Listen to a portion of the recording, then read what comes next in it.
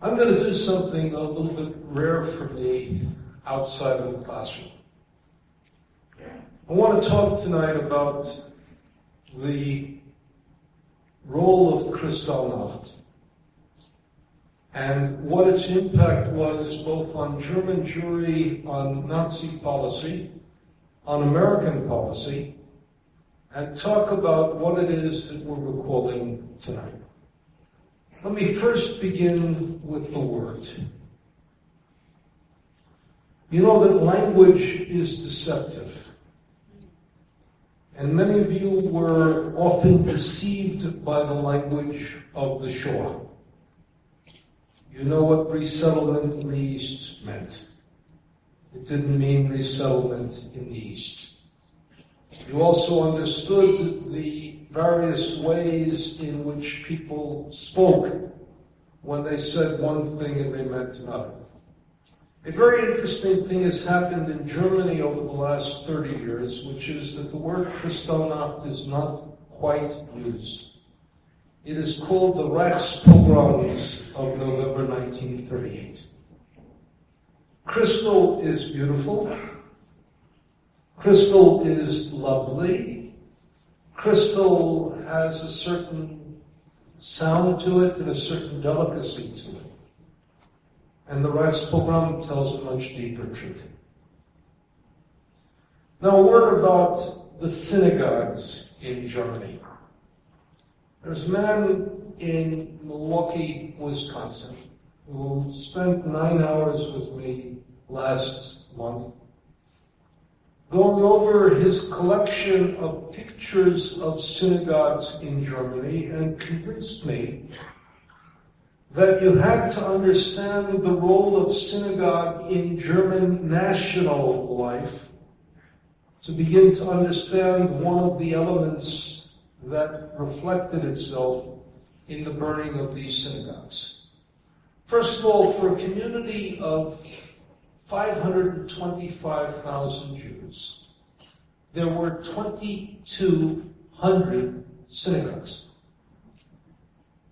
Now think of that. I come from a community, Los Angeles, California, which has 600,000 Jews and may not have 200 synagogues. Germany, 525,000 Jews, had 2,200 synagogues, and the synagogues that they had became part of the public expression of the role of Jews in German society. They were built often in triangulation with the cathedral and with the Catholic Church to indicate that Germany was a pluralistic, multi-religious community. And the synagogues that were built were an expression of the great progress that Jews had made within Germany by building buildings of significance. Now, many of you do not know, but the first piece of Jewish property in the United States was not a synagogue, it was a cemetery. Jews were commanded to own their cemeteries. They could rent any facility to be a synagogue. And in fact, when Jews came to the United States, one of the explicit commitments that was made by Peter Stuyvesant when he accepted the Jewish community is they could not build houses of public worship.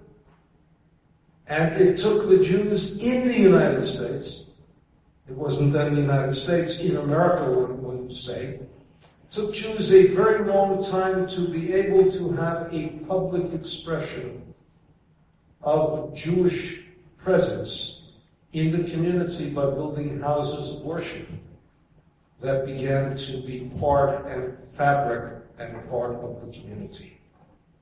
I'm seeing my friend Sarah Weiss. Sarah Weiss comes from Cincinnati, and the synagogues there were built to integrate into the community and to reflect the Jewish presence. So what Germany was doing that night by destroying this synagogue was to essentially show in the most physical way imaginable how much they were willing to do, what price they were willing to pay to tear the Jewish community out of the fabric of Germany. And think of that as you begin to think of what happened on Kristallnacht, on the Reich Pogrom of 1938. A word about the evolution of German policy. You want to know the first 8 years of the Holocaust, you have to learn 3 words: definition, expropriation, concentration. German policy, essentially, Hitler came to power with an anti-Semitic racist agenda and an expansionist agenda. He told the world what he was going to do. He said it in Kristallnacht, and the only interesting thing to look at is not what he said, but the fact that he wasn't believed. And Jews are sometimes wise to take threats seriously and promises lightly. He said what he was going to do, and the rest of German policy as it evolved from 1933 onward was to fulfill the 2 goals: a racial policy to establish the supremacy of the master race, and then an expansionist policy to give Germany Lebensraum, living room, to give Germany the space that it needed to be able to breathe and expand and prosper. The anti-Jewish policies happened in a very particular way. They happened in waves. Hitler comes to power January 30th. The first attack is on Germany's political institutions, the burning of the Reichstag, and then the enabling legislation that gives him, in one sense, dictatorial power. The creation of the first concentration camp, and on April 1st, 1933, the first attack against Jews. First attack against Jews is economic. It's the boycott of Jewish businesses, followed 7 days later by the expulsion of Jews from the civil service, which included teachers in high schools, university professors. It also included people who worked, doctors who worked in hospitals, and nurses who worked in hospitals, as well as ordinary civil servants. And on May 10th, which is Hitler's 100th day in office, books were burned that were on Germanic, primarily Jewish. There was a statement 140 years before: people that burn books ultimately burn people. And the distance between book burning and people burning is 8 short years, but an awful lot of policy. At that point, anti-Jewish policy froze for a while, and the new normal came into being. The new normal was that you lived with enormous insecurity, not knowing if things were going to get worse, or things were going to get better, or things were going to stabilize. The new normal was a life of enormous insecurity. There's a bitter, ironic joke about Jewish reaction. The pessimist left, the optimist died. If you believed that the situation was terrible and it was going to get worse, you took the type of steps you had to take to leave. And if you believed that the situation couldn't get much worse and it was going to stabilize and you could survive this, you stayed. And ultimately, you didn't leave, and ultimately you died. Ironically, if you want a word about rescue, and this is what the American Jewish community did, the pessimist said nothing could be done, and nothing was done. The optimist said, we have to do something, anything, and they were regarded as mad. And that's a bitter pill to swallow. In German policy and German Jewish policy, the pessimist left, the optimist stayed. Jewish policy then takes on the idea that if we make life impossible for the Jews, they will leave. If you want to know the whole history of immigration can be understood in 2 words: push-pull. You push people out of where they are, you pull them, you attract them to somewhere else. You want to solve the immigration problem in the United States in 1 minute? All you do is make Mexicans' living standard in excess of the United States. You depress the United States and nobody will feel pushed from Mexico for economic opportunity or pulled to the United States to copy. The idea, though, in Germany is if we make it impossible for Jews to live as Jews, they will leave. And 30,000 Jews left in the first months after Hitler came to power. Let me tell you one story of a man who became very famous, Rudy Boschwitz, who was a U.S. Senator from Minnesota. Rudy Boschwitz said, "My father was the smartest man in the world." You don't ordinarily disagree with a senator, but I said to him, you know, most of us believe that, and then we overcame that about 12 years of age. He said, "What did my father say?" My father, let me prove to you that he was. He said, "My father said, if that bastard Hitler ever comes to power, I'm leaving." Hitler came to power on January 30th, 1933. My father left Germany on January 31st, 1933. We were able to ship out all of our possessions. We were able to sell our homes, sell our business, and take all of our cash out. There were no restrictions on movement of economic goods. Now tell me, my father wasn't very smart. Meaning that if you make the situation impossible for Jews to live as Jews, they will leave. 1935, they defined Jews biologically based on the religion of their grandparents. And that created the bizarre situation in which Roman Catholic priests and Roman Catholic nuns and Protestant pastors were all defined by the state as Jews. It also created a peculiar anomaly, which is that the church was fighting the state over those people of Jewish origin whom they regarded as Christian because you became Christian by baptism. And they did not raise the larger issue about what is this policy we're dealing with our citizens. Situation worsened. There was a period of what we would call expropriation. If you're teaching it in Jewish history, you would call it disemancipation. If you're teaching it in American parlance, you would call it what? Segregation, apartheid, the loss of civil rights and civil liberties. And then all of that stopped in 1936 for a 2-month period when the Olympics came to town. And some of you remember the great story of the Olympics, Jesse Owens winning 4 medals. But you don't know the story of Marty Glickman and Sam Soler. Marty Glickman was a Jewish runner, 18-year-old runner from NYU, and Sam Soler was a 19-year-old boy who was also a runner. They were to run the U.S. relay. And Avery Brundage benched them because it was less of an affront to Hitler that a black win the gold medal. Then the 2 Jewish boys beat 2 of the 4. And you have to see Marty Glickman go back to Berlin and look at that stadium and all of a sudden become an 18-year-old boy whose life is crushed because his dream of a lifetime gets sidestepped.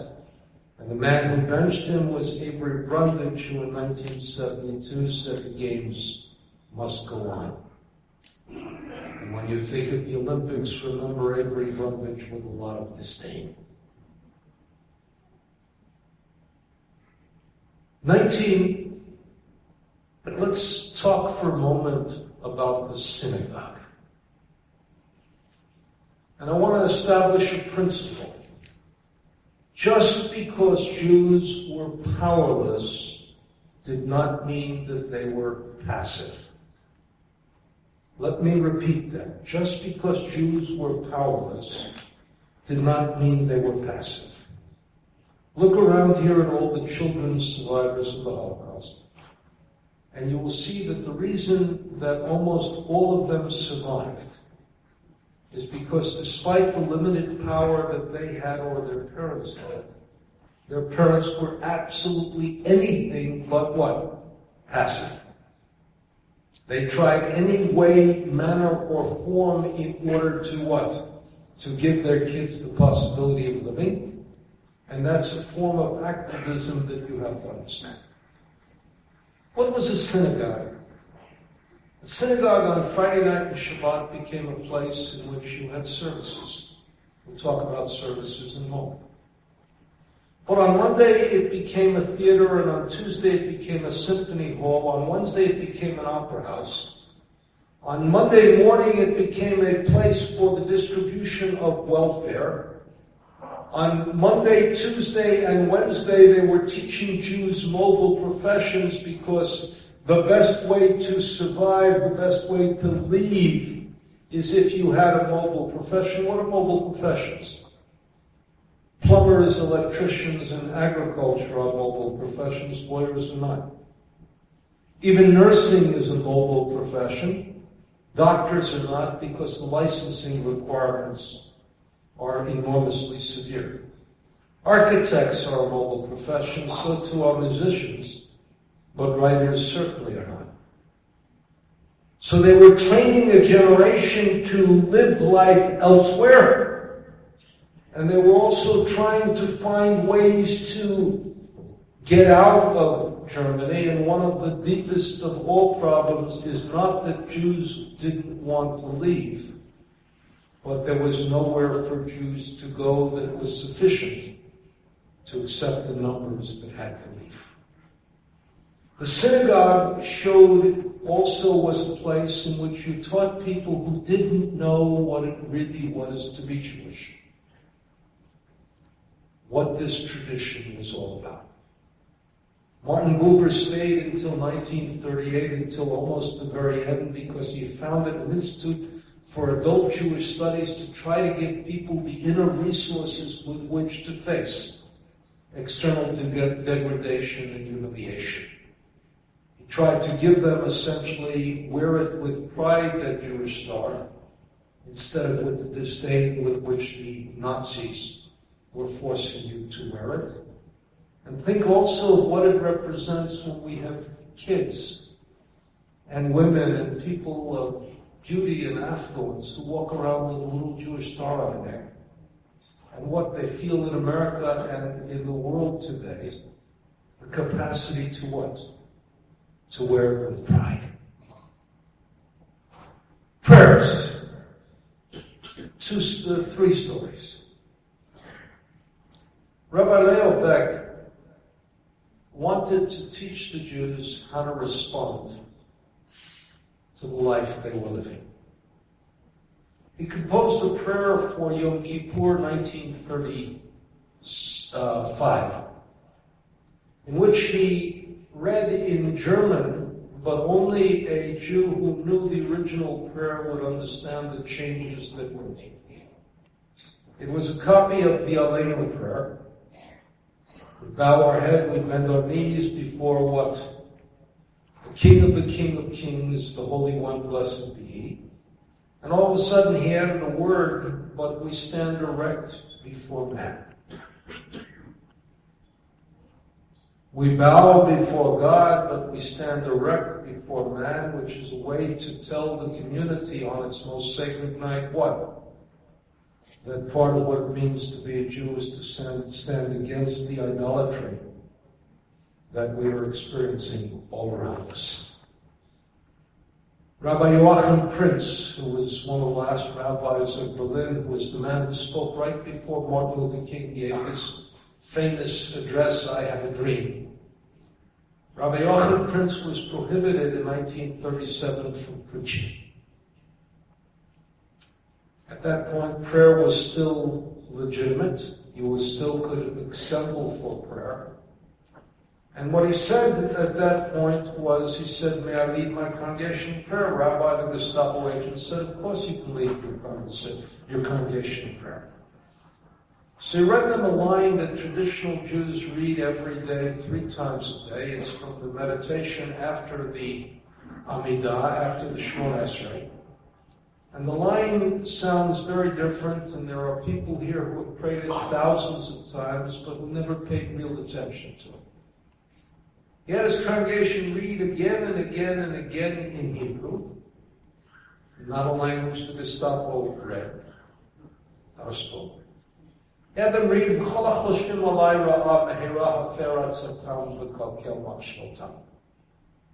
and all who think evil of me speedily, Haferatzatam, change their advice and destroy their thoughts. In other words, let God, as it were, confuse our oppressors. And the congregation read it, and then they read it again, and they read it again, and they read it again, and they read it again, because it was sinking into them as they understood where it was in the Siddur and what its translation was into Germany, what was being said.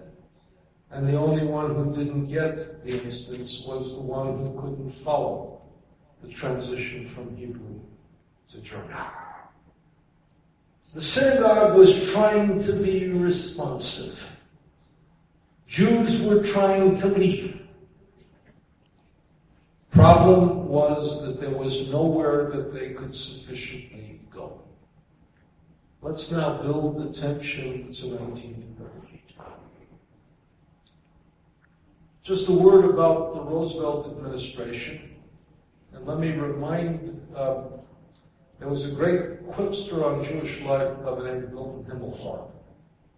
Milton Himmelfarb gave us two memorable lines. The first line was, Jews live like Episcopalians, but they vote like Puerto Ricans. The second line, which was equally important, was he said the easiest way to get booed by a Jewish audience is to tell them that anti-Semitism is less severe a problem than they think it is. The easiest way to get booed in my field by a Jewish audience is to tell them that Franklin Delano Roosevelt was not as bad as they think he was. But let me tell you what I mean by that in a very interesting way. And it sets the stage for 1938. When Roosevelt came to power in 1933, he had one and only one goal: get America back to work again.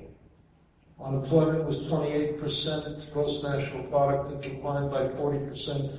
People were literally starving in the street. The only thing he wanted to do was to put America back to work. And consequently, he used all of his political energy for that. And then only in 1936, after he was reelected, could he begin to use some energy to concern himself with the Jewish problem. In 1938, he convened but did not attend the Evian conference, which he thought might give us a global solution to the Jewish problem.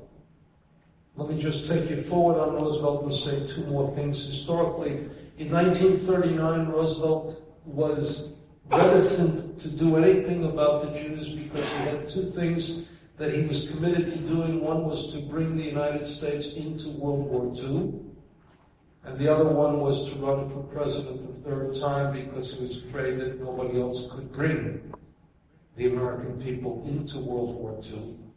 And if you want to understand what might have happened if we didn't get into World War II, read Philip Roth's The Plot Against America. It tells you how close we were to not getting into World War II. And whatever else you want to say, World War II was absolutely essential to defeat Hitler. No war, no defeat of Hitler, and Nazism would have ruled. 1942, when the Jews needed Roosevelt the most, he was preoccupied with winning the war, which didn't look likely. And in 1944, when he finally had the capacity to do something about the Jews, he himself was in declining health and wanted to set the world up for the post-World War II era, which he was not going to live to see. So his timing and our needs missed.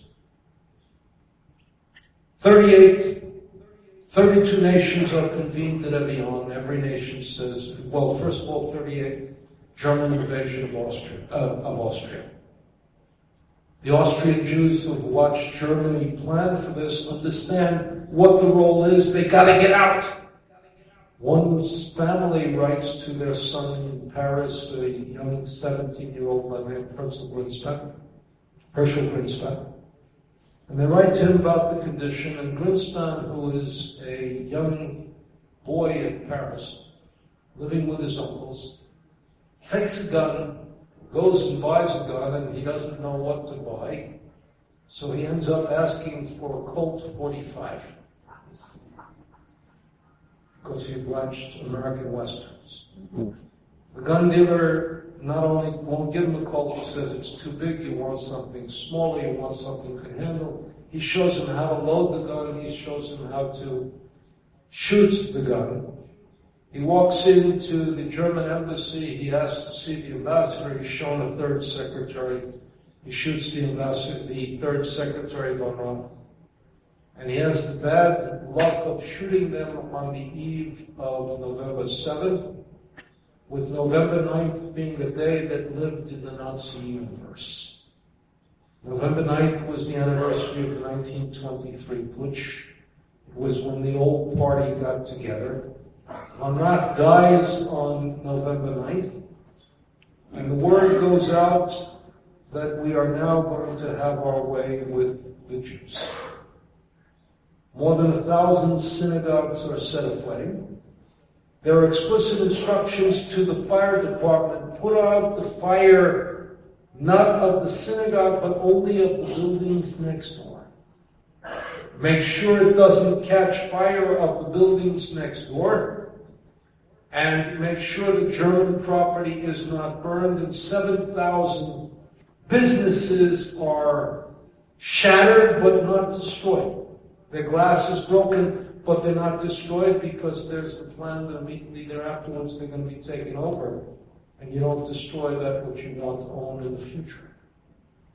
And 30,000 Jewish boys and men aged 16 to 60 are sent to concentration camps. They, ironically, are the lucky ones. Why are they the lucky ones? Because for a period of time in 1938 and early 1939, if you could leave the country, and show you were going to leave the country, you could get out of concentration camp. But you had to leave within 2 weeks. Once your son was in concentration camp, once your husband was in concentration camp, once your brother was in concentration camp, there was no question as to whether you were going to leave. No question about what resources you were going to put in order to leave the country. The only question was what? Where could you go? And the answer for many was anywhere. A joke. And Jews have always used humor to get a hold of their own situation. A man is shown a map. He says, I can get you a visa to Australia, but that's so very far from here. And he looks at the man who is helping him in the synagogue. He says, I can think of no higher compliment. What's wrong with being very far from here? And the Jews who didn't go far enough,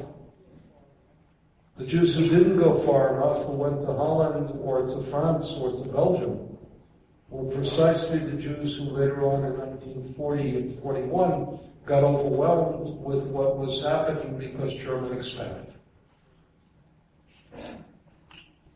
There's a meeting that you may not know of on November 12th.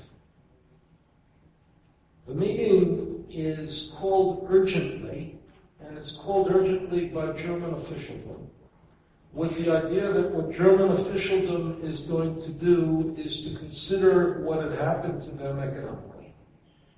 The finance ministry gets in. We have used 2 years of foreign currency to replace the glass. We can't do this. You guys can't get away with doing this. We can't afford to do this. One industry is invited into the occasion. The industry is the industry that is always there in the aftermath of destruction. That's the insurance industry. Now, the insurance industry is in a terrible position because every piece of property, virtually every piece of property, is insured. If they pay out for the losses, who is the ultimate loser? Now, your first answer is going to be the insurance companies, but you know better. Insurance companies never lose. What do? They pass it on to the consumer. So if the insurance companies pay, then the German consumer is ultimately the loser for the events of November 1938. And consequently, who's going to pay for this destruction? So they come up with a double conclusion, a double-edged conclusion. Insurance company says we have to pay because if we don't pay in case of catastrophe, nobody will ever buy insurance. So the rule that they instruct is that the insurance companies must pay, but Jews are not allowed to file. So you go to your agent, you say, I want to collect on my property. He says, here are the forms, fill them out. You can't fill them out. If you fill them out, you're arrested. If you fill them out, you're taken away. If you fill them out, you end up in concentration camp. And the only Jews who are paid for what happened are foreign Jews, because Germany is afraid that if foreign Jews are not paid, then if Germans have losses abroad, they will not be paid in return. Jewish communities find 1 billion Reichsmarks, which is a deliberate attempt at thorough impoverishment, 1 billion Reichsmarks to clean up the damage inflicted on them on the events of November 1938. There's a word in Hebrew called im kfar oz kfar. If you've done it, you might as well go all the way. What does that mean to Jews? Number one, as of January 1, every Jew must have an identifiable Jewish name. So if you don't have an identifiable Jewish name, if you are a man, your middle name becomes Israel. If you're a woman, your middle name becomes Sarah. No more Jewish children in German schools, expulsion of Jews from schools, no more Jewish businesses, complete and total Aryanization. And then there was one more discussion, which sealed ultimately the fate and gave rise to the second stage of the persecution of Jews. We cannot have undisciplined, unplanned violence with unintended consequences. The unintended consequences were going to what?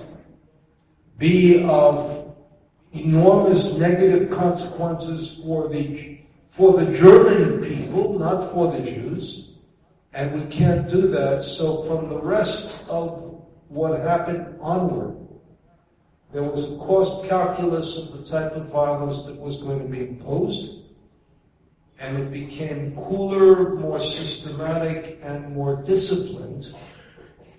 So ironically, Jews were, for a moment, safer walking the streets of Germany, but German society was beginning to become ever more lethal.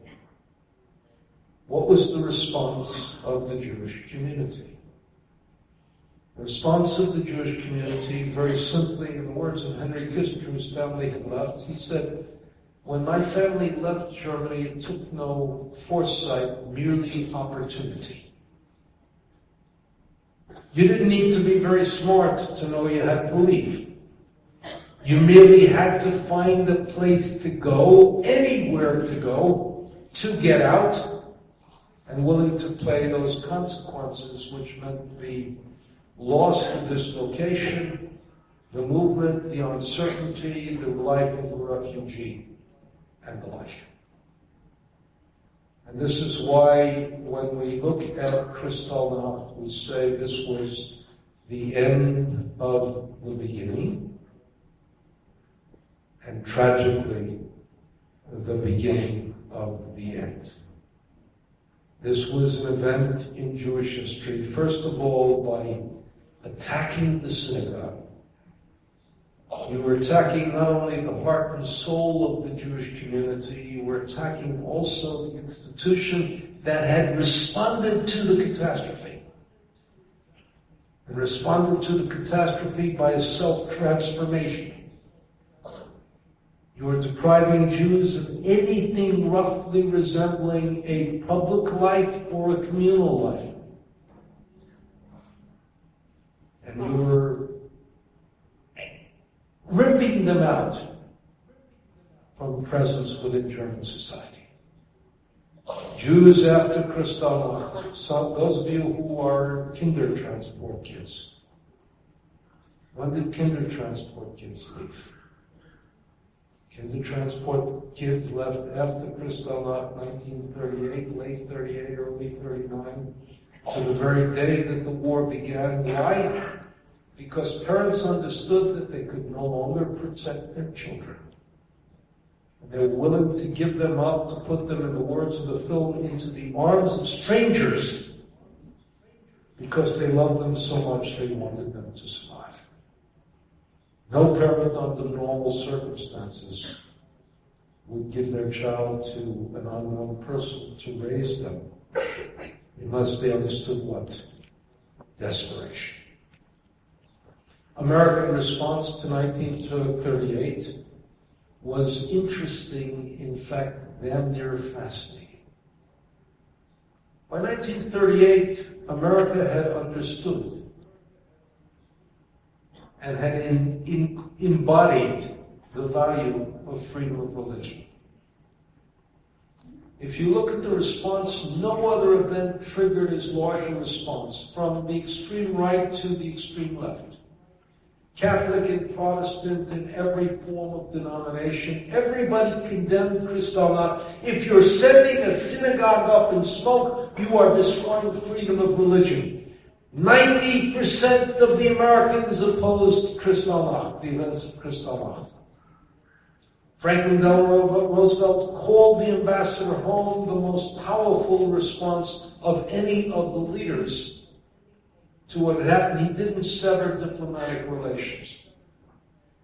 But he called the ambassador home and he gave a blistering press conference.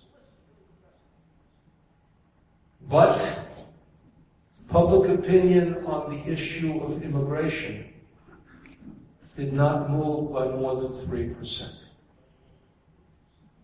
We hate what they're doing, but we don't want them here. They can't take American jobs. We despise what has happened, but that doesn't mean our policy has to change. And this is the moment of enormous crisis and the moment of enormous catastrophe. So tonight, we remember.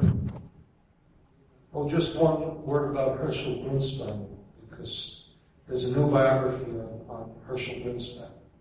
And I have to tell you, when I read the biography, I read it as a courtesy to the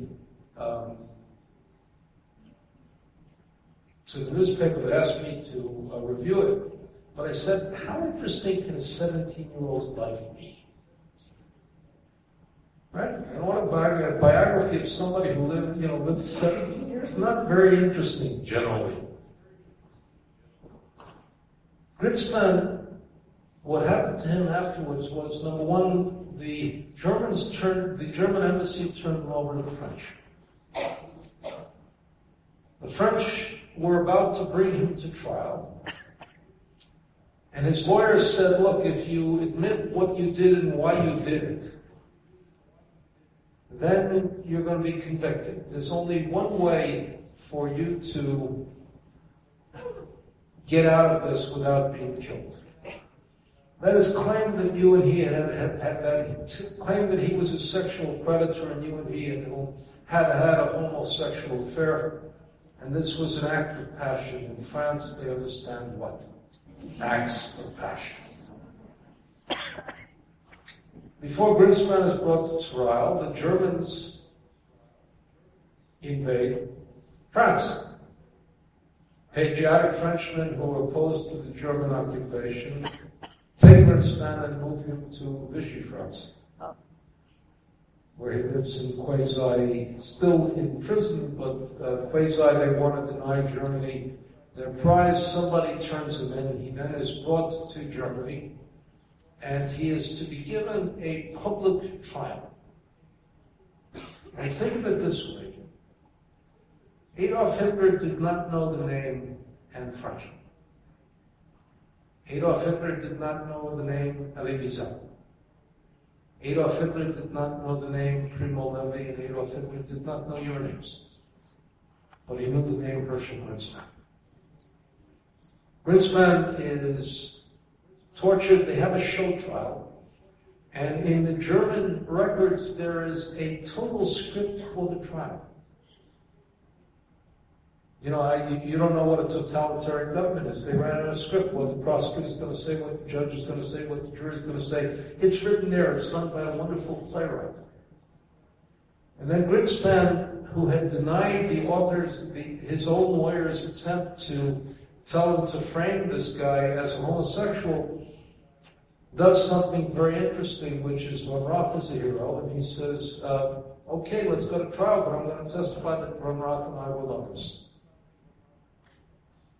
And all of a sudden, you couldn't have the show trial, and essentially he was kept alive till the very last months of the war because he was going to be this showman, this prized possession who was going to show the brutality and the international connivance of Jews. So tonight, we remember. We remember with pride the role of the synagogue. We remember the prominence of the synagogue in German society. We remember the cruelty which was inflicted on this night 75 years ago. We remember the bystanders who watched the synagogues burn, who brought their kids to watch the synagogues burn. We remember the idea that there was a world in which even the most sacred could not be left alone and had to be desecrated and destroyed. Remember the outrage of the world that did not translate into doing something seriously about this issue. Remember the courage of the Jews who understood they had to get out and got out, and the despair of the Jews who understood they had to get out but couldn't find a place to go. And we remember sadly